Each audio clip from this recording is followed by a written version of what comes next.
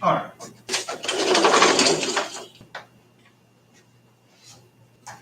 Okay, so we were talking about debt and deficit, and of course, there were a couple of questions on that test about debt deficit, where our current national debt is, what the difference between debt deficits and surpluses are, and some, talk about something, in terms of the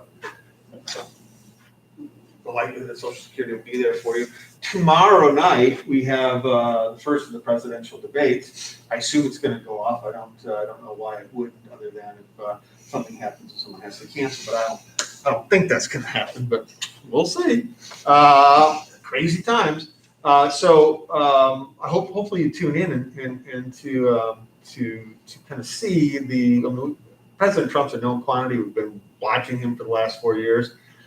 Joe Biden should be a known quantity. He's been, in politics for, as long as I've been born, alive, basically. So some 47, 48 years. I'm 51, so not quite that long, but I think he was elected in 73, 72, something like that. But so he's been around. He should be a known quantity. He's run for president a couple of times, and was vice president under President Obama not so long back. But again, given the fact that many of you are still pretty young, you may not have been paying close attention to. And the vice presidents tend to take a backseat, obviously, to the president. Oftentimes they're in the shadows. So we may not know as much about Joe Biden as we want to know. So again, this is a good opportunity to kind of, see him in action, get an understanding whether you believe what he's putting forth is something that he can deliver on, and whether or not it matches up with your interests, right? Remember that quality of life hill, and having a government that's tailored to, again, your interests, whether it's freedom or equality, whether it's a single issue that drives your decisions. Hopefully it's not, but if it is, seeing where they lie on that issue. And I'm hopeful that a question regarding Social Security and Medicaid, Medicare, and even taxation, that comes up, and the two candidates for office can talk about their future plans for, how they're going to maybe rein in the spending, or if not, how they're going to rein in the spending, how they're going to maybe better distribute that or allocate those resources, as the case may be. Of course, we recognize that they don't do it on their own. That that we, as a system of checks and balances, allow the legislative branch to play the part of deciding that allocation by design. It makes sense. Those are the individuals who are most closely, most close to you. This is when you go back to that who represents you.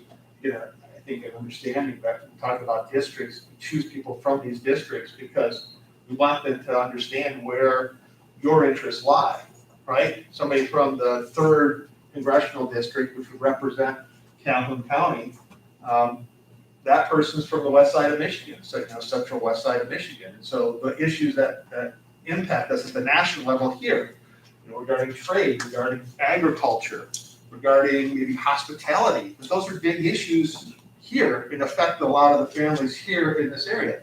And those issues, we come at it maybe differently than we would come at the issues of West Virginia, which may be more about coal and mining, energy as issues, which aren't really our issues here in terms of coal, for example, that we all share in these environments. I get it. But you know what I'm saying? So we choose individuals who represent our interests, and we choose them from among us so that they can then make decisions regarding what government should or shouldn't do based upon their constituents in mind. And hopefully they've walked a little bit in our shoes, just so we know that person will represent our interests, the collective interests here. And we do that at levels, right? So the congressional district has, about 500 plus thousand individuals, and I think it's like 590,000. It's probably higher than that now. But let's just say 600,000 people in that congressional district, right? You get down to a state senate district, now it's about 250,000 people. And you get down into a House district, now it's about 90,000 people, right? You get into a county commission district, well, it depends on how many people are in your county, and in that district, but we're talking about even fewer individuals. So you get some sense that the persons at these more local districts, they're going to be much more closer to understanding your interests and the things that are important to you, because they're going to be in a much, closer area to you. They might be your neighbor. I mean, any of them could be your neighbor. But again, at the same time, the likelihood that that person who's making decisions at the county level from your county district, that they have a really good understanding of what the issues are regarding the roads, the safety of the streets, and whether you have streetlights or not. That they'll understand when you say, hey, we need to fix North Street. They'll know what North Street is. Right? Talk to your congressman about North Street. They'll find out for you. They may know, but generally speaking, they've got a larger area that they have to represent. And of course, your U.S. senators, 2 senators who represent you, they represent the whole state, right? So they're representing the whole state. Now, again, the districts are tied all the way and contained within the states at least. The president of the United States represents everybody, right?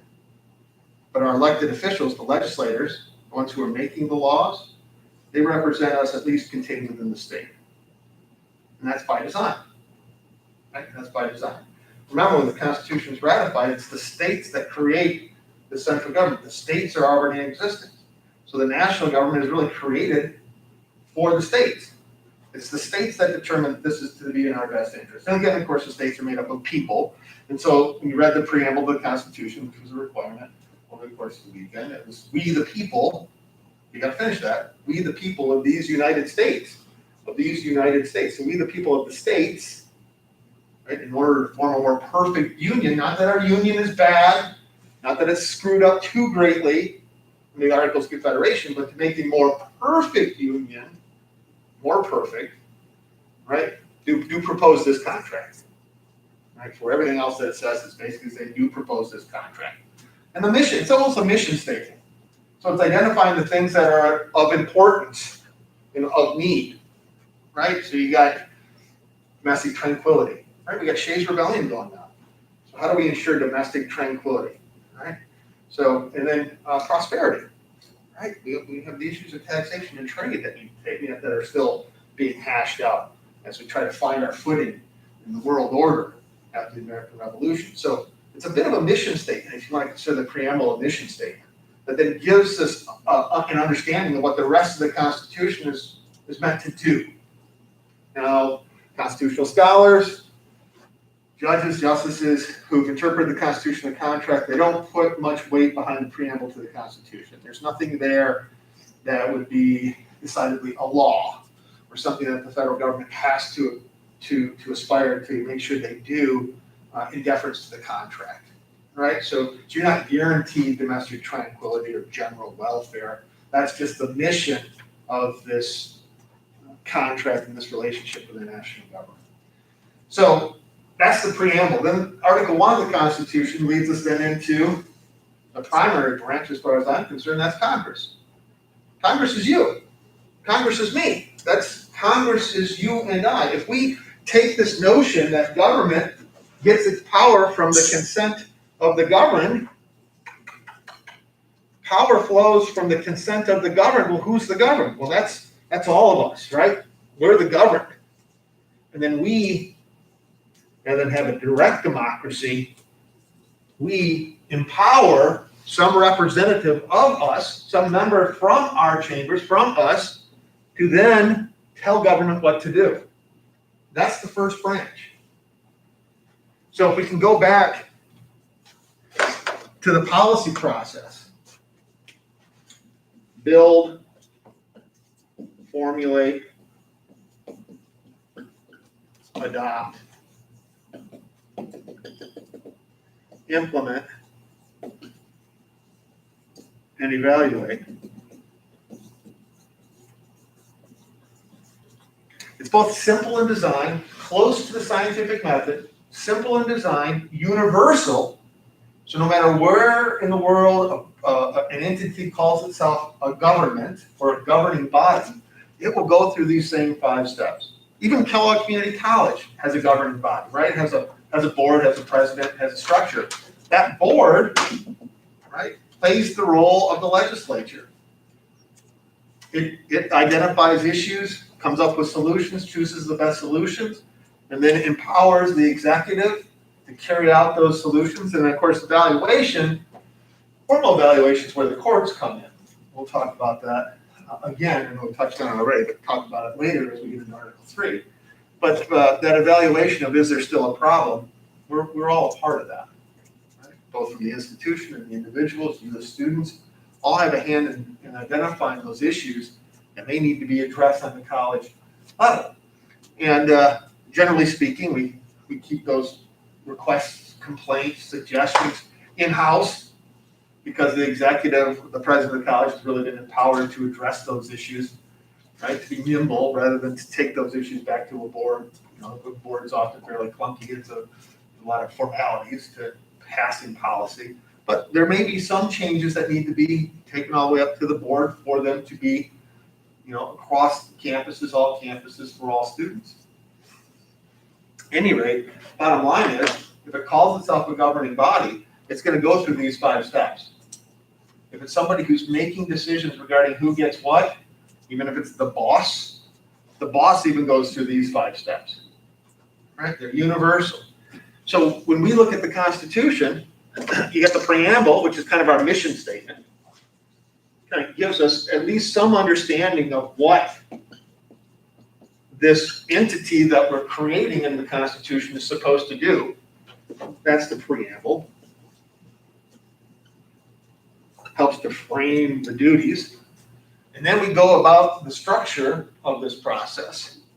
So these steps of forming policy, the policy process, right? This is how we decide who gets what, which is the function of government, which is politics defined.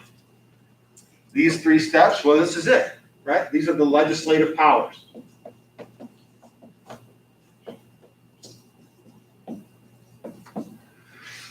So you remember high school, you remember in your civics classes, your 8th grade government class, you remember that ours is a system of checks and balances, right, with 3 separate branches, right? These branches then have their own powers, right? Legislative, executive, and judicial. Those are the powers that are identified.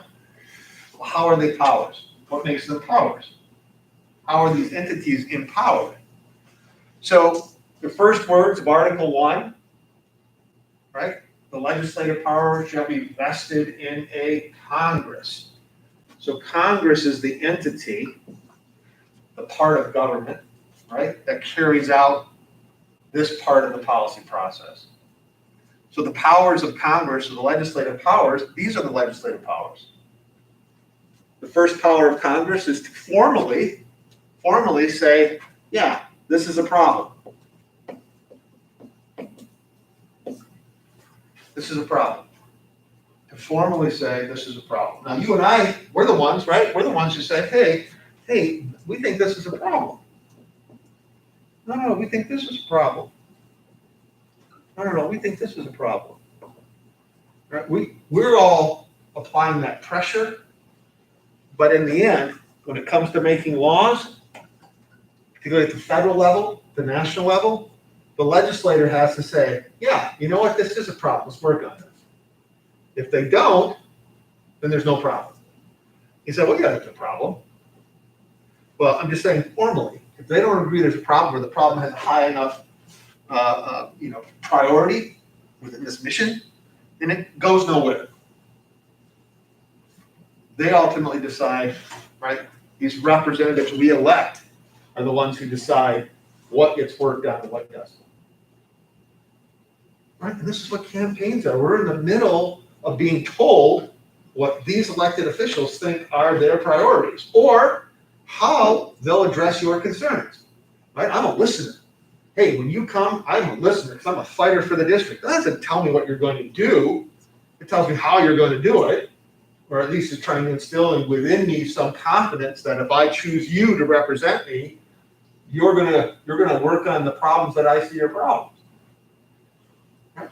Or when asked questions, or even in their own campaign, they may identify things that they're going to work on. Right? We need to protect the environment. Right? We need to reduce our national debt. We need to reduce our footprint overseas. Whatever it is that they're Right? That doesn't really give us too much, kind of gives us a general scope of what they think are problems or kind of the areas of the problems that they're going to focus on. But that doesn't really give us a direct, this is what I'm going to do. All right? Something maybe more direct would be somebody saying, look, you vote for me, I'm going to pass or promote or push legislation that protects our pre-existing conditions regarding healthcare. Well, that's a lot more narrow. That's a lot more specific. That's not just I'm going to protect your healthcare. That's not just that I want to have a healthy community, or I'm just going to listen to you. That gets us pretty specific, right? And there we can start to make kind of our decision. How important is that to us? Is that very important? Sort of important? Maybe if I'm an older individual, it's more important than if I'm a younger individual. So we start making decisions based upon how these representatives are going to shape or identify the problems that government is supposed to be working on for us. And trust me, there's always problems to be working on, right? Let's not forget that the problems of the conservative are not necessarily the problems of the progressive. So when this group of individuals says, hey, everything's hunky-dory, don't mess this up, probably have a group of individuals saying, hey, this isn't working the way it's at, it's established. We need to change this. Change, no change. Right? So one man's problem is not necessarily another man's problem. So when we have these problems that we want identified, now it depends on who are you putting in there, right? We're going to put individuals in there who want to keep things the way they are, or work within the current system, or the current interpretations of the Constitution, or do we want somebody who's going to come in and change the system, change the way things are, and change the interpretation of the Constitution, change what the federal government ultimately does? It's not doing enough. And this is what ultimately gives us our two-party system, really. I mean, we could say it's multiple parties, but two-sided system, right? More government or less government? What's it going to take? Right? Do we want something that gets us closer to equality? At the extreme? Or freedom? At the extreme, which way we want to go? You can see where most people are. They're right here in the center. Right? So this is where our Democrats and our Republicans hang out. So we're choosing representatives to represent our issues, represent our interests, what we identify as problems, who's going to be able to take care of those problems. That's how we should be choosing our elected officials. Doing an assessment, what we think is important, and then picking the individual who we believe is going to best address those things. And I think we've got to keep in mind that even though we may have multiple candidates from multiple parties running for the same seat of representation, right? Chances are, very strong chances are, it's going to end up being a Republican or a Democrat. Just because of how it's structured, again, how we get these parties spread out through the spectrum, where our libertarians may be out here and our socialists may be out here. And if we want to call these Greens, if we want to call these individuals U.S. Constitution, the U.S. Constitution Party or Taxpayers Party, they're all within our spectrum here. And if we look at the distribution of the population, it's pretty equally distributed. It's actually a little center right, but it's pretty equally distributed.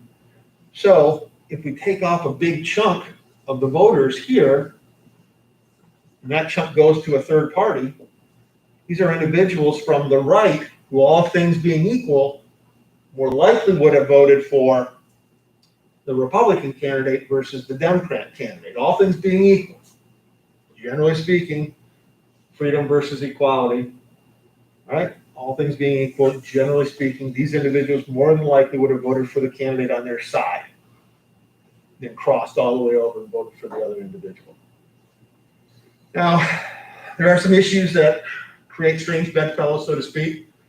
Libertarians and socialists, libertarians and even the Democrats, can maybe see eye to eye on some issues regarding drug policy, transgenderism, gay marriage, gambling, prostitution. They may see eye to eye on what the policies should be, or maybe what the policy effect should be, but they usually do it based upon separate ideologies, right? Different ideologies along the spectrum. Right? This is our equality side over here, right? Yeah, correct? And then this is our freedom side over here, right? So if we think about freedom, we think about the role of government. From the libertarian standpoint, more often than not, they take a position on these issues that they shouldn't be criminalized. Not necessarily a good idea or not a good idea, but they shouldn't be criminalized because there's no business of the government. It should be the individual making the decision. If I want to gamble my money away, let me gamble my money away. If I want to shoot heroin, let me shoot heroin. It's my body, right? Even the abortion issue, right? From the liberal side, I should say, the socialist Democrat side, the side over here that's more towards the side of equality, it's equality issues. It's like, how is government coming down on the different groups of individuals? Is there an equality issue? Is it a bunch of guys telling women what to do, right? Or is it the majority telling African Americans what to do? Who's disproportionately impacted by the drug policies, right? Does it cross across all groups equally, or is there one group that's being disproportionately negatively affected? And if that's the case, we got to change these policies, not for freedom's sake, but for equality's sake, right? So different, again, different mindsets, different ideologies from where these individuals may come from, but coming up with the same maybe objectives. Does that make sense? All right. So, but generally speaking, again, we start slicing and dicing our base off here. Our libertarians vote for the libertarian candidate, or U.S. Constitution, or even our Reform Party candidates vote for their candidate. You begin slicing your base. And so, all I'm saying is be cognizant of that. Now, when you vote third party, the chances of your candidate actually getting elected are not high. Not impossible. The more local the level, it really comes down to the person more so than the political parties. But as you get further and further away into the state offices and certainly into national offices, and then certainly the president, particularly with the Electoral College, good luck there. But as you're thinking about who you're going to vote for, this person may line up with your interests really good, but how many individuals are they going to be attracted to that candidate? And what happens if your vote goes to this candidate? What happens to the chances the next candidate closest to you actually getting your vote? Some states are going to what's called ranked choice, which kind of allows a person to vote first, third party, just to see, right? Just to see if there's an opportunity for victory, and if it's not there, then they cast their vote for the next best candidate to them. Right? Has anybody heard about that? No? Kind of convoluted, but it's, and when I say convoluted, I just mean it creates another couple layers of what can become fairly complex to the voting process, and trying to have an understanding as to how do I participate. But, and we're going to see how that ranked choice voting works in earnest this next presidential election. And we may see that, hey, that's a better way to truly represent the interests of the people in choosing their representatives. Because this third party slicing and dicing, that creates some problems. Okay. So we're choosing individuals to identify formally the problems. Right?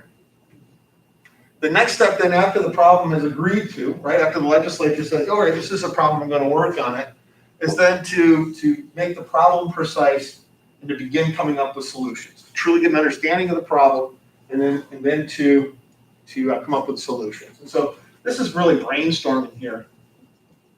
Brainstorming possible solutions based in the context of what is the problem. What are we talking about? What is the problem? How does it affect individuals? Does it affect everybody? Is there a subset? There's one group we can work on, right? What can we, those are all questions as we begin to come up with that solution. I think we talked about it, but if we didn't, the policy process is something that we really inject into our everyday life in terms of our decisions we make. You guys all made a decision here to get up and come to class. These are all decisions, right? What's the pro? What's the con? How best do I get here? What's the downside if we don't address this issue, right? Those are all questions. What to wear today? What you had for breakfast? These are all questions. So you go through this process. You don't even think about it. You go through this process every time you make a decision, right? Some of our snap, easy, instinctual. Others take a lot of planning and consideration. I mean, taking classes at KCC, what are you trying to get at? Maybe the bigger problem was, what's my career going to be in the future? How am I going to support myself and the family in the future? And that's the bigger idea. That's the issue. You're formulating a plan, and you're in the middle of that formulation. Part of it is going to college, getting specialized in an area, right? So you're in the middle all the time. We're in the middle of these steps and constantly evaluating whether or not what we did was good or not. Net plus, net negative. If it's a net negative, we don't do it again, or we tweak it somehow to make it a net positive. But we're always doing that.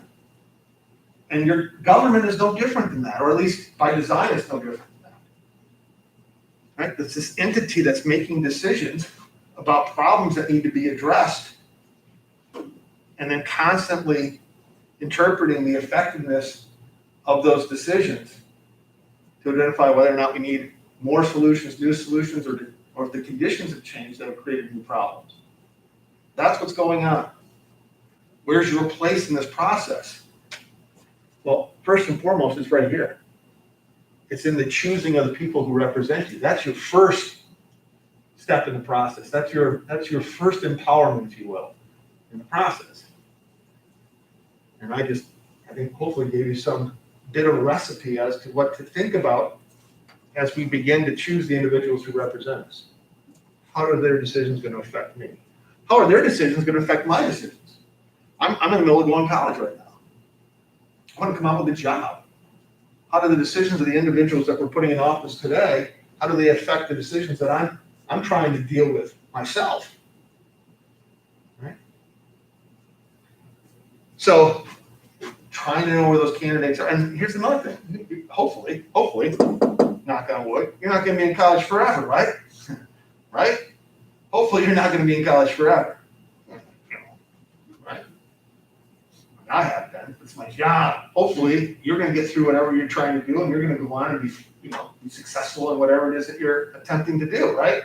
That's the objective. That's the end goal.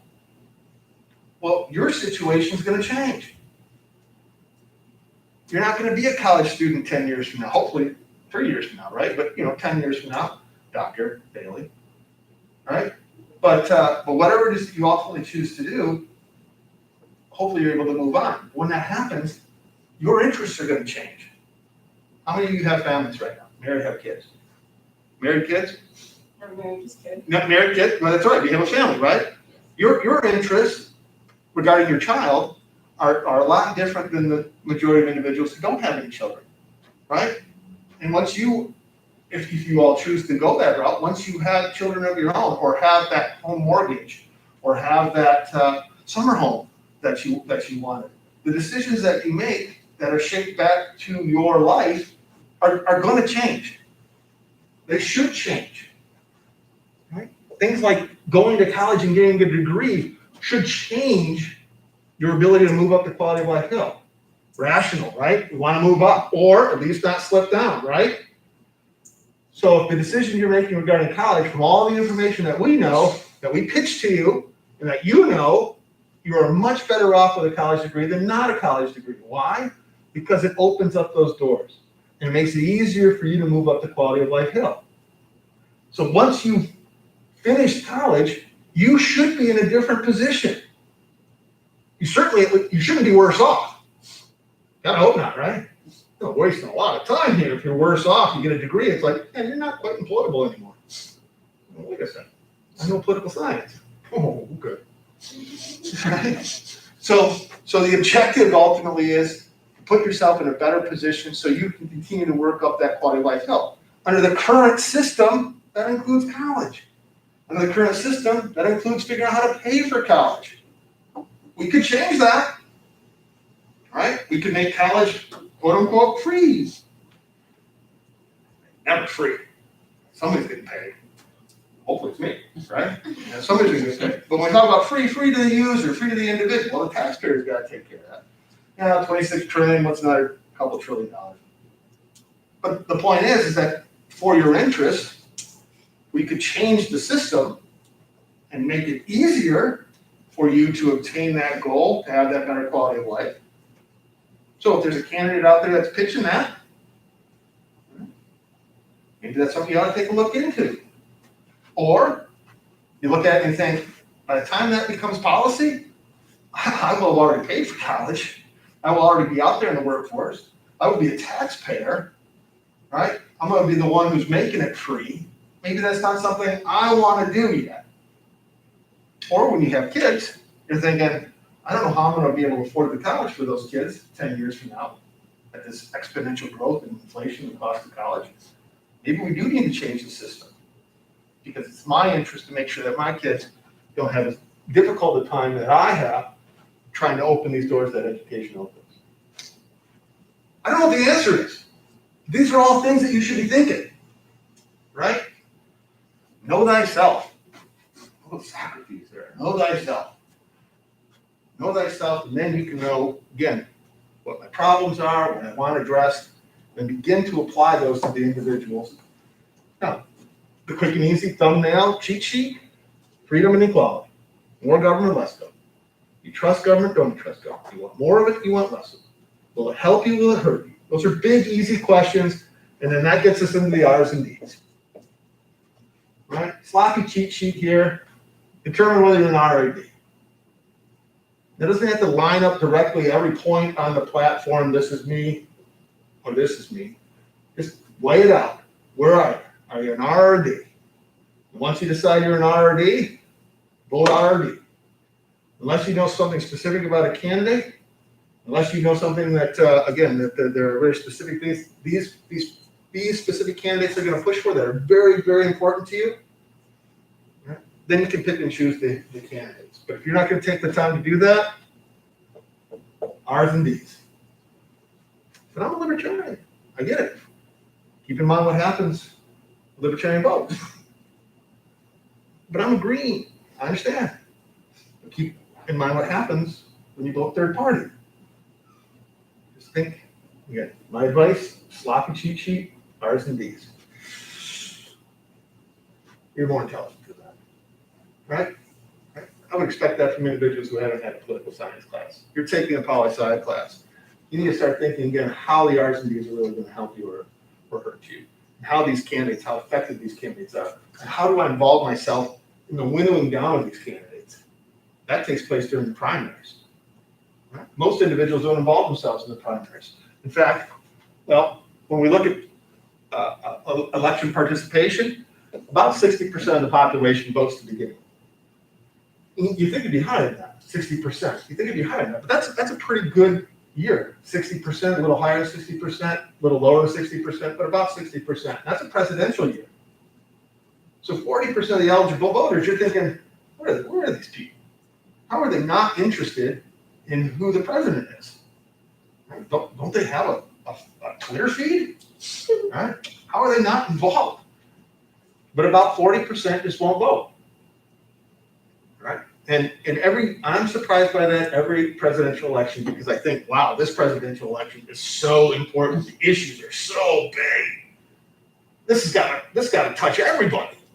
And at the end of the day, 55%, 63%, you're right in there. And then president drops off. There's no president top of the ticket. There's governors. The kind of governors who make you wear masks, stay 6 feet apart, right? A lot of power in the hands of the governor, turns out. Who knew? Those elections dropped down about 40%. So 40% of the eligible voters. So 60% don't even involve themselves. I don't care who the governor is. You probably ought to. They might be a little higher next time around. I don't know. I'm always surprised. But that's 40%. Now you get into local elections, city council, right? County commissioner, well, county commissioners tend to run at the same time as gubernatorial elections. But you get into those off-year elections, no governor, no president, city council election, city election. Man, now you're pushing 15%, maybe, right? And if you're thinking, right, if you're really thinking, you're thinking, man, how much more influence do I have in these city elections than I really, right? Because each person who votes is now voting for, six other people. 6 people staying home who could vote, but they're the ones who are actually choosing the elected official at the city level. 40, 60, 15. Then when you talk about primary elections, when we talk about winnowing down candidates within the parties. So which R, which D, right? Now, for the presidential primaries, the Republicans already had their candidate for the president. That was Trump. There wasn't any question, there wasn't any issue. But for the Democrats, You may have watched that. It started out, it was pretty full, right? You had Kamala Harris, you had Bloomberg, you had Biden. There's kind of a litany of candidates, and the Democrats widowed down to their one best candidate, Joe Biden, right? That is the candidate of the Democrat Party. Maybe paid a little bit more attention, maybe so that well, I can't imagine you pay attention to the Democrat primaries, but when it comes to the legislature, they do the same thing, right? Multiple candidates running for office. The 3rd congressional district, of which, again, if you live in Calhoun County, that's your congressional district. The 3rd congressional district, a little weird this time around. You had Justin Amash, who is the incumbent, but he basically dropped out of the Republican Party. He would say the party left him, but he's always been kind of a libertarian in the Republican Party, and never supported really the president of the United States, and really upset a number of the partisans within the district. And so his likelihood of getting nominated again for that congressional seat were really slim. And so he had a decision to make. Knowing that he's going to get primaried and probably lose in the primary, he might not have, but probably lose in the primary, it may have pushed him to say, all right, I'm just going to run libertarian. So for a period of time, it was looking like he was going to run as the libertarian candidate. But then again, situational libertarian candidate, not likely to win. You're going to take your right side down ultimately with you as you slice the base, particularly in close districts. And so there was some talk that he might run for president as a libertarian candidate, but eventually he just didn't run. So there was an opening for multiple candidates when Justin Amash ultimately announced that he just wasn't even going to run for Congress anymore. And so both the Republican side and the Democrat side, and I got to be honest with you, I don't know of the Democratic primary side, didn't seem as heated as the Republican side. But they settled on one candidate, and the Republicans have also settled on one candidate. But during that process of settling on the candidates, you and I could be active there. And now you're talking about 20% of the population that's active in the political primaries. A little more, a little less, depending on the district and depending on if it's an open seat or not an open seat. And to your guess, Gail, right? Mm-hmm. How much more of an impact you can have in the process if you're active in the primaries. You can choose the candidate who has about a 50-50 shot of getting in and representing you. And being active here is, and again, it offers more power, right? Creates more power for you if you're active and understanding here than waiting to cast your vote when the other 60% of the population is casting your vote. Does it make sense? Yeah, go ahead, buddy. So what if you already determined if you go full Republican or full Democrat, then why would you vote for the other primary, the other primary side? Right, you wouldn't. I mean, typically you don't. I mean, some individuals like to say, well, I could have more power if I went over there and tried to feather my nest and pick the, if you were a Republican, I'm going to pick the most conservative Democrat. So even if it's the Democrat that ultimately wins the district, at least I know I'm getting someone who's not so far left. You know what I mean? That's kind of the mentality that gets Republicans to dink around the Democrat primaries or Democrats to dink around the Republican primaries, especially if your candidate's already settled on. Well, Hazma. I mean, Hazma's the representative, the Democrat representative of this area right now. He's the incumbent. Nobody challenged him. And so if you look up and down the list, depending on how many people are being challenged or how many are kind of set, the Democrats have done a really, in my opinion, pretty good job of kind of identifying their candidates early and then settling on one candidate. Then the reason to involve yourself in the Democratic primary is really, it's reduced because it's already a fait accompli, or it's already a done deal. And so independents anyway, and even maybe some Democrats, they choose not to vote in their own primary, and then to do that little feathering of the nest, so to speak, on the right, where there's actually some contention and there's some decisions to be made, it's more likely to happen that. But if it's contested on both sides, Democrats tend to stay to the Democrat side because they want to pick their champion, and Republicans will stay to the Republican side because they want to pick their champion, right? Especially in those districts that are closer to, 50-50, Great question. Yeah, so the only incentive is there is if you can really, if you're really astute and you're really in tune, you can really see that it doesn't matter on my side, those candidates are already picked. I could maybe involve myself in picking the more moderate of the candidates over here, just in case the Democrat actually wins it all. Or pick the most outlandish candidate on the left, just so when they go head to head next to my guy, he won't look so conservative or something like that. I don't think that works, generally speaking. It's like more of like reverse psychology. Trying. Politics, but like, Yeah. it's not. Yeah, and it does, I think, happen on the margins, but I just don't think that most individuals think like that they involve themselves in the other party's primary just to try to dink it up or to try to feather their nest. But that would be the incentive why. Excellent, awesome question. All right, so we're picking, right? I've involved myself in the primaries. Okay, so here we are, our steps, right? To power, to empowerment, knowing yourself, getting an understanding of the R's and D's. There are political party platforms and websites out there that kind of help you know where the parties stand. But at the end of the day, I'm going to tell you, here's your dividing line. Here's the biggest interest. Equality, equity of government, fair treatment, right? Individual, right? God-given gifts, being able to exercise them with little intervention. I mean, those are the far extremes. And then, how you want to blend those two together, that equality and freedom together, what is your recipe? What is in your interest? That's how you ultimately decide, we're going to do an R side or D side. Once you've decided that, then I would argue again, a half step before involving yourself in the political party, once you decide you're an R or D, is to think in terms of your interest groups. Right? What are your interests that you have? Right? Are you a hunter? Are you a business owner? Are you a nurse? Are you someone who cares deeply about the environment? Are you a combination of things? Are you a school teacher? Do you have school-age kids? What are those things that really drive your interest?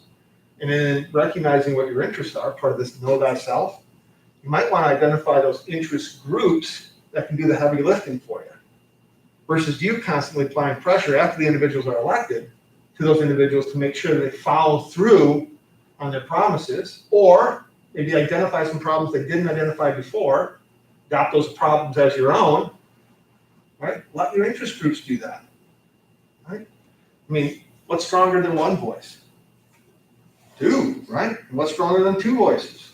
Three, right? And as we multiply that, when you're an elected official, you come knocking on my door, and if I'm good at what I do, I'm going to listen to you, I'm going to consider what you do, and I'm going to recognize that you're the tip of the iceberg.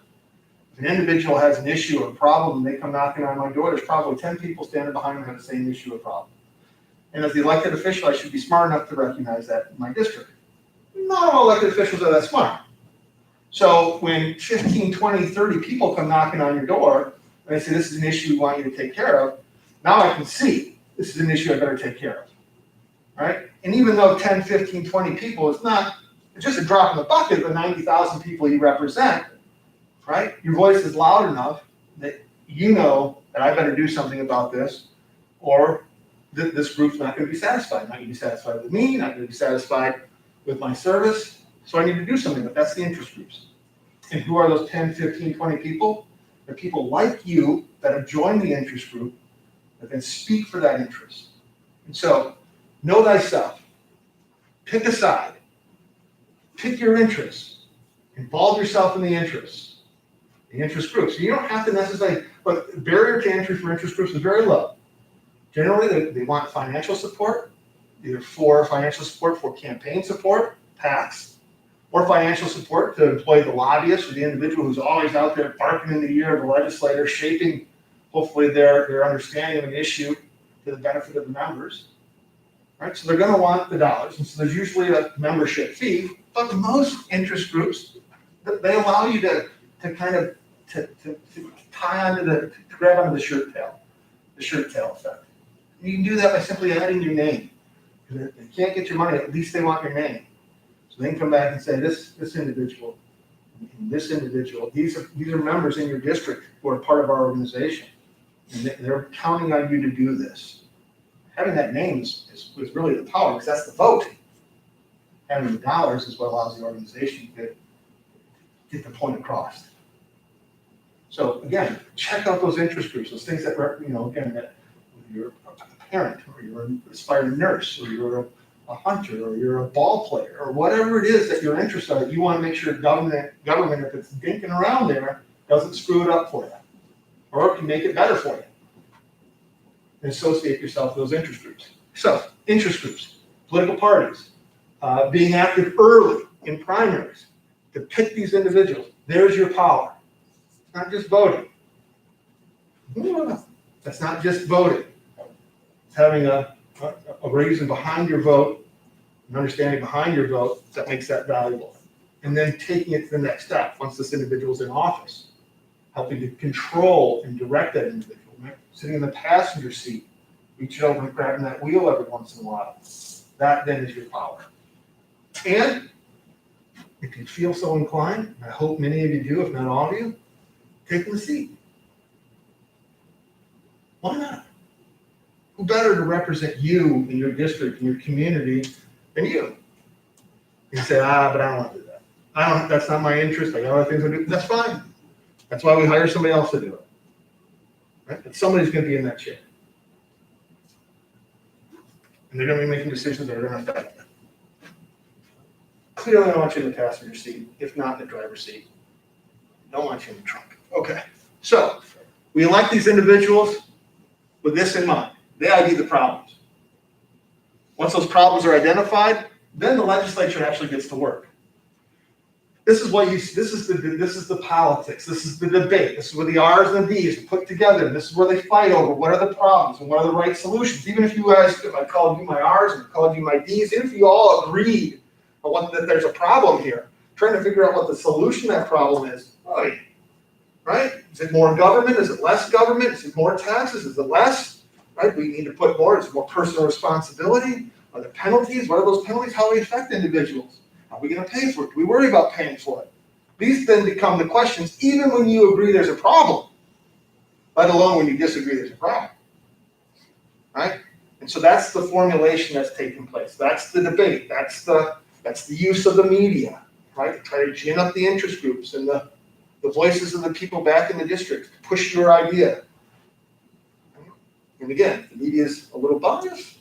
It gives an advantage to the group that the media is biased to. I like to think that the media is biased, but it's biased across the board, right? So there's different media outlets that you can seek that will support your interests. I think that's a little bit too bad, because I think that's what people now do, right? If you have a liberal interest, you go to a liberal media, and the liberal media tells you, hey, you're right. And I knew I was right, because the liberal media told me I'm right. But if you go to the conservative media and you ask the same question, they say, no, you're wrong. So I don't know, listen to that. I got these people over here, they're going to tell me what over here. And so instead of having a kind of this unbiased media across the board, we've got biased media outlets, whether it's talk radio or newspapers and different television and cable, that we're lining up to listen to because they're going to tell us what we want to hear. And that's too bad. Media really needs to be or should have been, and it's been like this. My aunt, my older dirt aunt, she tells me it's been like this forever. And there's truth to that. I mean, the first papers, right, newspapers aligned themselves with the Democrat and the Republican parties. Right? Some of the papers still call themselves the Democrat or the Free Press, or they still attribute themselves to the political parties' pushes, right? So this is nothing new that media aligns itself with a political party and becomes kind of the outlet for this group, because media is not its own entity. It's a money-making entity. And it's trying to sell a product. And so it's going to appeal to its customer base. And that's kind of the downside of this idea of a media. And you say, well, we should make media then free, right? We should fund it publicly. Well, we do that. Well, NPR, right? PBS, those are publicly funded media outlets. But I'm not so sure how much you want your government to fund your media, right? I can see you shaking your head. Yeah, right? So media was supposed to be, or should be, or could be that light that shined on government to make sure that you and I are informed when government's not representing our interests or some shady deal that government's doing. We want government and the media to have an adversarial relationship, because then the media serves as the watchdog and allows us to go and say, okay, I can pay attention when it comes time to elect, to get behind, get rid of somebody, impeach somebody.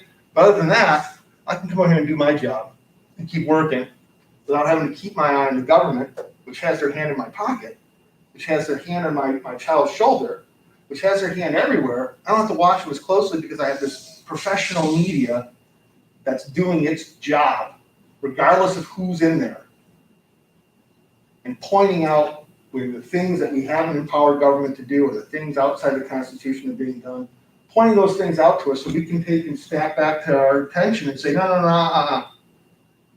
Versus us having to do our job and keep an eye on those elected officials at the same time, and government officials at the same time. Now, people say it's your responsibility, you should be doing it anyway. And I get that. It is your responsibility, you should be doing it anyway. But with the media, a true media, true watchdog media, representing or working for us on our behalf, it makes that job easier. I don't have time to dig through files and files. If I don't have time to illegally get Donald Trump's tax forms, I don't have time to do that, right? So I got to allow the media to do that. It's the media's job to do that. Okay? So media, yeah, unfortunately, I think it has a little bias. We tend to now put it into the tribes even more so than we had in the past. But it's still working to uncover, always working to uncover. So once we elect the individuals to do their job, the formulation takes over. Formulation is to agree, if they do agree that there's a problem, is to come up with a solution. And everything we see in the legislature, the filibusters, the cloture, the killing the filibuster, the introducing of legislation, the sending it to committee, the committee hearings, all of that is tied to this idea of formulation, the brainstorm. Once we've gone through all the brainstorming, if we're going to address this problem, we got to get to the point of adoption. And the last step of the legislature is to adopt. If they can, they may not be able to. Right? But if they can, is to adopt. And to adopt is to choose the best solution. Not best, put it in quotes, qualify it, because best to you and I, again, best is it's subjective. What's best for you is not necessarily what's best for you, right? And on top of that, there are a number of different variables that affect how well you can solve a problem. For example, time. How long is it going to take to solve this problem? Right? If it's a problem, it's an issue, we want it to be solved. How long is this going to take? We want to take care of the U.S. debt. Okay, that's a problem. How long is it going to take care of it? Can we do it quickly? No, that's going to cause too much pain. Well, how long do we take to do it then? So time is one of those considerations. Obviously, cost. What's it going to cost to do this? Where's it going to come from? Where are we going to get the money? Those printing presses are churning out as fast as we can. How are we going to bring on some new printing presses? How are we going to pay for it? All right? That might be an issue. And then, of course, there's always the politics. When I say politics, this is kind of more the internal politics. How does this affect the majority? Right? If we solve this problem, does this keep us on the majority next time around? Do we lose our elected positions? Do we lose our power internally? Maybe we don't want to do this just yet. Or maybe this would be bad for our constituencies. Right? There's also that. Right? I truly don't want to do this but this is the solution we have. So it's the best we can have given time constraints, money constraints, and the politics of the issue. We may have to compromise. You want $3 trillion, we want $1 trillion, maybe we got to go to $2 trillion. It's the best we could do. All right? So that's all part of the political process. That's what your legislature does. Your hand in that process doesn't stop at voting. Your hand should be in that process all the way through your interest groups, through applying pressure, through keeping the pressure up, through at least paying attention to media, right? You have that. That puts you in the passenger seat. All right? That's what a passenger seat is. But it gives you that power. And again, the people in the trunk, the ones who aren't voting at all, they get what they get. Right? Those who are voting but stop at voting, you may get the candidate you want, but then they're off. They're off to the races. And if you're not vigilant and making sure that they're still representing your interests, which is what they're there to do, then you're not going to get out of government what you want.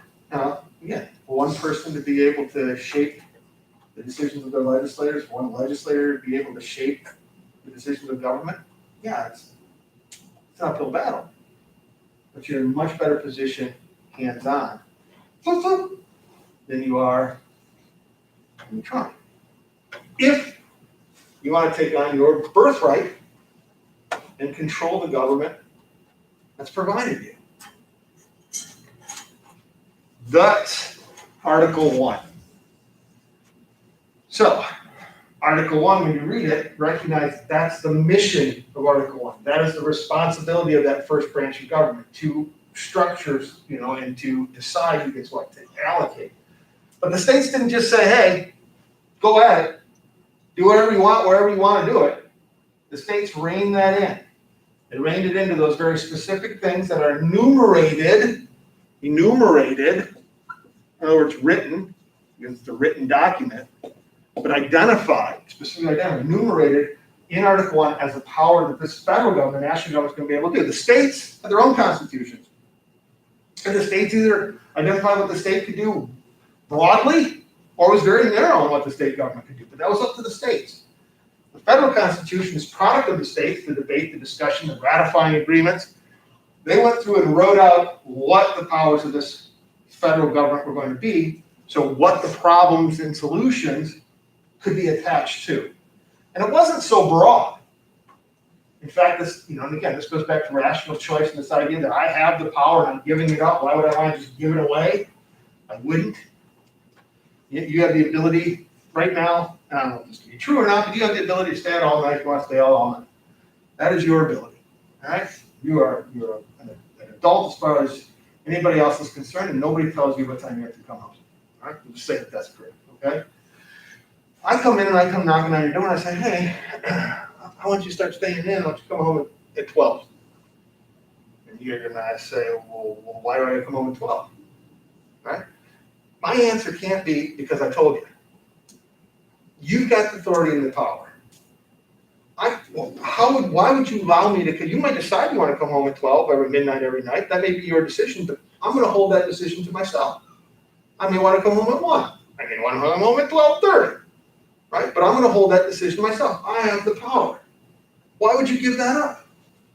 Why would you give that up? Why would the states give up the authority to defend themselves, their own military, to determine their own currency, to deal with foreign countries?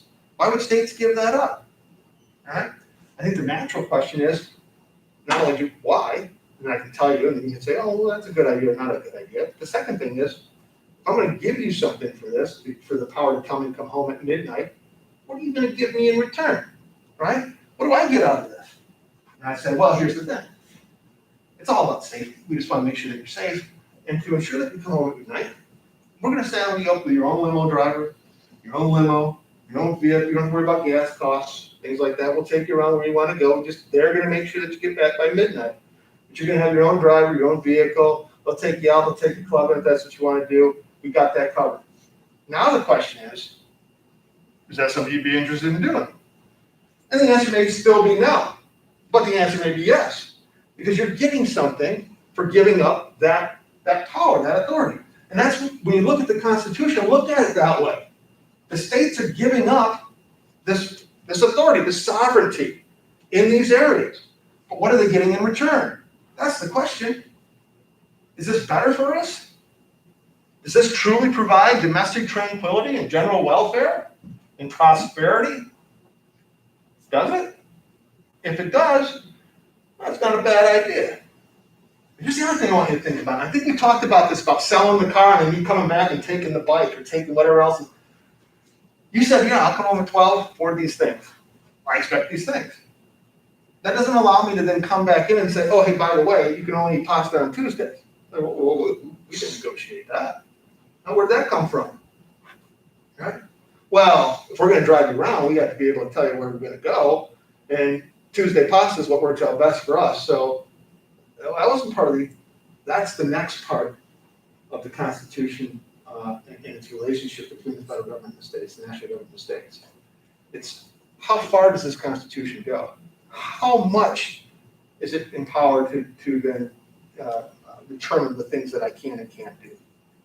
Right? Where is slavery in this Constitution? Where is trade in this Constitution? Where is taxes and tariffs that aren't seen as necessarily fair to some states but are fair to other states? Where is that in the Constitution? And those are the questions that then lead an individual to say, you know what, I'm good. You can have your limo back, you can have your driver back. I'll come back in midnight if I choose to, if I think it's my best interest, but I probably not. But I'm going to make the decision from now on. That's a civil war, right? That's the southern states saying, this agreement, it doesn't seem like it's the agreement we agreed to, right? This is not the agreement we agreed to. And that's what leads itself to the Civil War. Yes, it's over the issue of slavery, but slavery in that context of, you sold us this. We don't feel we're getting this anymore. We're done. You're taking our sovereignty back. No, can't do that. It affects more than just you. You can't just walk away here now. We got other people counting on you, right? And this limo has a cost to it. And if you choose not to be a part of this limo scheme, everybody else has to suck up the cost that you were incurring or you were covering or whatever the case may be. And so these individuals, they have a say now. Right? That is so much the Civil War. And it's easy for us to look back and go, oh, it's slavery. We were on the right side of morality and what is correct and human. But it's more than that. It's a lot more than that. So Congress is set up and it's limited to those things that are then enumerated. So it can identify or work on these problems, these problems, these problems. But what happened? How did this blow up to where it is today? Those words in Article 1, Section 8 limit the areas to where the federal Congress, the problems it can work on. How did it get so large? Well, courts. The importance of the courts becomes relevant really quickly. John Marshall, right, the appointee, right, Marbury versus Madison. John Marshall, the Supreme Court Justice, gives us that outcome of Marbury versus Madison. Judicial review, the ability to review what the Constitution ultimately means and what Congress can or can't do, and thereby what the states can and can't do. And then in the hands of nationalists, expansionists, right, federalist justices, judges who favor the whole versus the individual states, right, the power of the federal government has grown. Pulled back, and it's grown, and it's pulled back, and it's grown, and it's pulled back, and it's grown to what it is today. So if someone were to say to me, well, what can't Congress do? The answer to me is there isn't anything Congress cannot do. For better English, Congress can do anything. You say, well, wait, we have a Constitution. We also have a court system that has allowed the Congress to basically do whatever it wants to do. So let's temper that a little bit. In our system of checks and balances, Congress can do whatever Congress wants to do as long as the courts allow them to do it. And that's where the courts become so important. So, but that role of Congress, identify problems. What problems? Any problems. Come up with solutions. What kind of solutions? Any solutions, and then to choose that solution. That's the role that Congress does. That's your representatives, right? And of course, what we get is oftentimes the friction between the individuals and the states and the federal government in what they're doing. And the courts ultimately have to, more often than not, decide whether or not what Congress is doing is within the Constitution or not. And decisions over these last 240 some years have grown the federal government to what it is today. intention of the founding fathers, intention of the framers. Certainly, it may have been the intention of the framers who put out the original document. It may be. The Federalist Papers don't necessarily support that, but it certainly was not supported by the ratification delegation. That's where we get the Bill of Rights. I know I've hit that a few times. So, read Article 1 if you haven't read it. Read it over again. It gives you the structure, how the states are going to be represented. Remember, the Senate has equal representation. The states are going to be represented by population. How we determine the population is a big deal because that's where the power is in the House of Representatives, population. The census is a big deal, right? How we counted individuals who were not free persons, right? Slaves and Native Americans untaxed was a big deal because it all led to who had the power to say who gets what, at least the national government, when it came down to numbers. The states were all equal, thanks to the Great Compromise in the Senate, but the representatives, House of Representatives varies based upon population. It will vary again like this next census. But the role that they do is to identify the problems and come up with solutions. And we'll break that down into actually how they do that and where, again, your opportunity to inject yourself either through individual communication or through your interest groups happens along the way. Committees, where we start bill legislation, committees is probably where the most work gets done, where the most pressure is applied. But then a final vote, and then the second chamber gets it. And we'll break that bicameral all the way down. We'll even show you a little Schoolhouse Rocky, right, on just the bill, just to refresh your good understanding of how the process works. All right, guys, a lot of talking today. Any questions? All right, keep pushing along, you guys, and we'll see you on Wednesday.